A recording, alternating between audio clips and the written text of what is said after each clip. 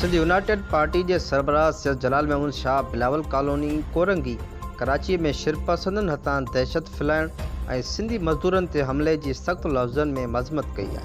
GM Syed defence Jamshoro में जारी कयल बयान में सैयद जलाल महमूद शाह जो चवण हो त सिंध के अमन के तबाह करण लाइ घण तरफ़ियूं साज़िशूं थी रहियूं आहिनि त जीअं सिंध के हिकु भेरो ॿीहर बेरोज़गारी खां पोइ बदअमनी जे वर चाढ़े सिंध के तबाह कयो। बिलावल कॉलोनी कोरंगी कराची में मज़दूरनि ते हमले खां पोइ ते लसानी फ़साद लाइ कुछ गुरूह सरगर्म थिया आहिनि। उते सिंध यूनाइटेड पार्टी के मक़ामी क़यादत ऐं ॿियनि सियासी जमातुनि जे अॻुवाणनि उन बाहि खे विसाइण लाइ जोगा क़दम खंया आहिनि जेको साराह जोॻो अमल आहे।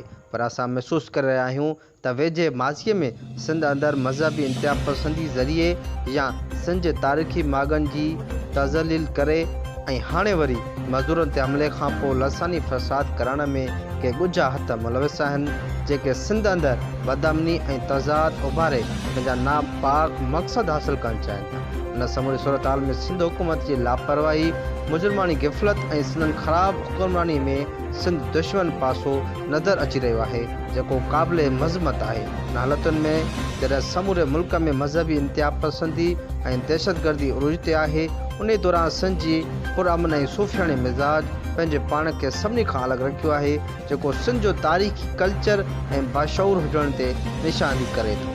जलाल महमूद शाह जो वधीक चवण हो त सिंध यूनाइटेड पार्टी गुज़िरियल केतिरनि सालनि खां जिदोजहद जे मैदान में आहे। कराची जेका सिंध ऐं मुल्क जो मुआशी ताक़त आहे उन ताक़त के ख़त्म करण लाइ बिलावल कॉलोनी जहिड़ा वाक़िया कराया पिया वञनि। धारी आबादकारी सिंध जो अहम इशू आहे जंहिंसां सिंध अंदरि रहंदड़ अफ़गाननि बर्मिन ऐं बंगालियुनि खे पंहिंजे ॾे निकल नथी ॾिनी वञे तेसिताईं कराची जो अमन ते सवाल निशान रहंदा।